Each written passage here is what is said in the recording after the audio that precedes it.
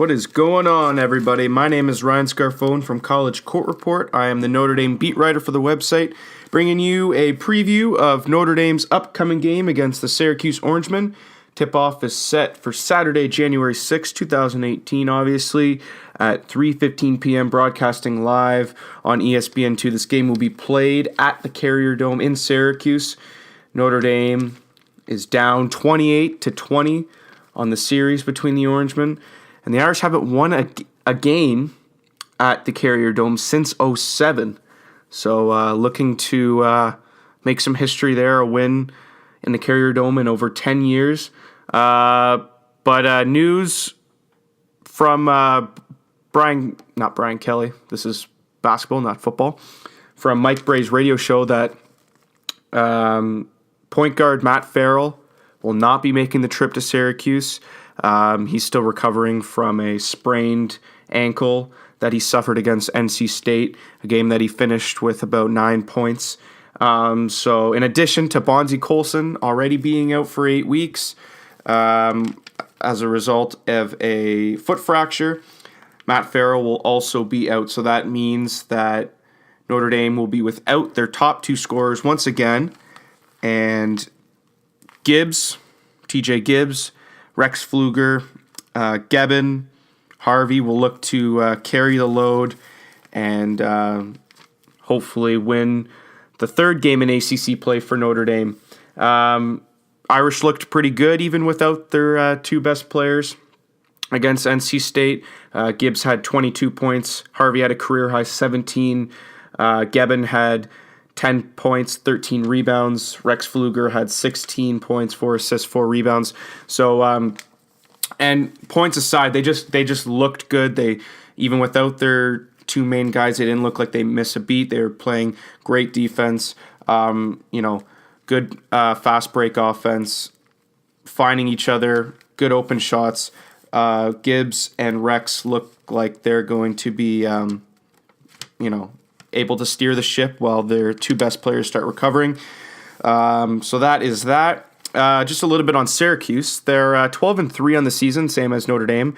1-1 in conference play. Their loss in ACC play so far is coming from Wake Forest, who they lost to a couple nights ago, 73-67.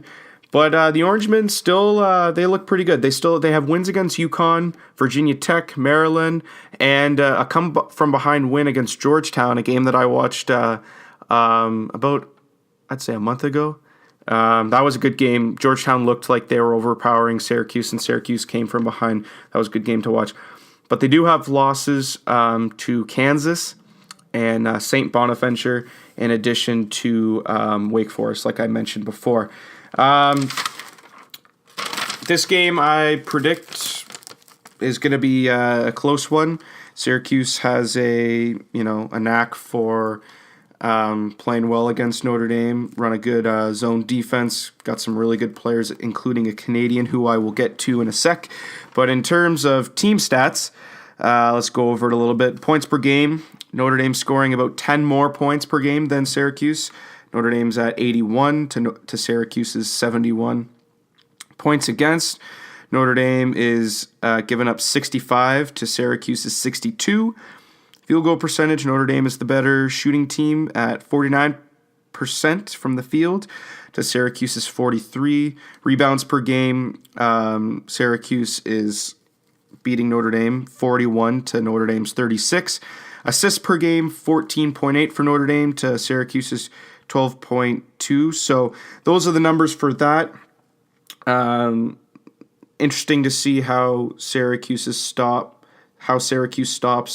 a very fast Notre Dame offense.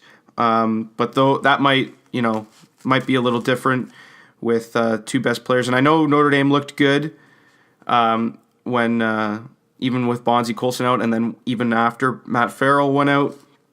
But I like to think that Syracuse is a little bit better than NC State, so might be different outcome. This might be a lot closer than the NC State game.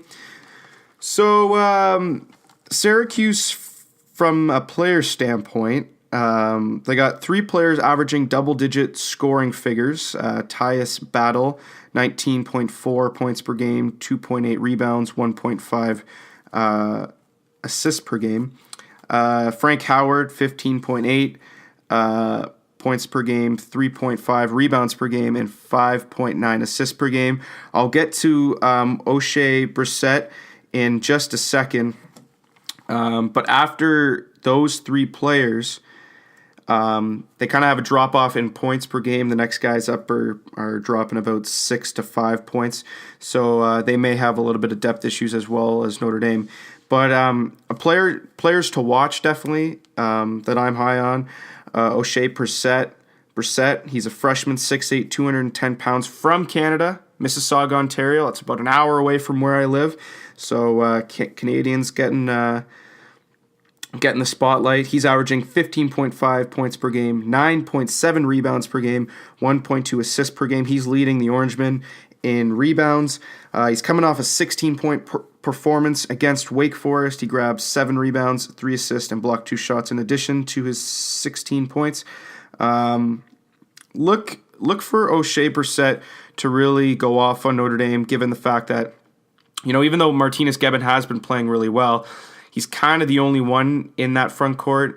John Mooney is a big body who's able to grab rebounds, but he's not really, that experienced. Same with Elijah Burns. So look for O'Shea Brissett to really pound the ball inside and go after Martinez-Gebben.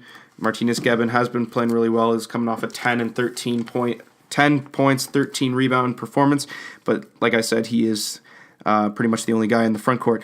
Player to watch for Notre Dame, I'm going with Rex Pfluger. He's been playing out of his mind the last few games. In the last 4 games, he's averaging 14.3 points, 5.5 rebounds, 3.5 assists in their win streak, coming off a 16.4 assists, 4 rebound performance against NC State. Love the way Rex has been playing. And, this is a guy that at the beginning of the season, he kind of was the guy that, he didn't score a lot of points, but he still produced in other areas. And great defender. He actually pretty much sealed the deal for Notre Dame in their come-from-behind win against Wichita State to win the Maui. It was him that stole the ball at the last second. I'm pretty sure it was him. It was either him or TJ Gibbs. I'm going with Rex. But he's been just playing outstanding defense. He's one of the guys that you never want to take off the court, and he's becoming a great leader for the Irish. So look for him to produce with Farrell out and Bonzi out. But other than that, my prediction for this game, this is going to be a close one. Syracuse always seems to, like just about every other team, play really well against Notre Dame.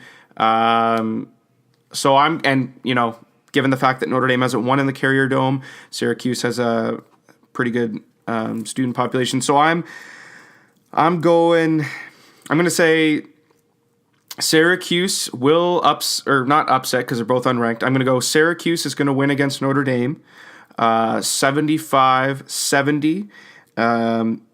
Syracuse is going to get back in the wins column, going to go 2-1 in conference play. Notre Dame's going to suffer their first loss in conference play.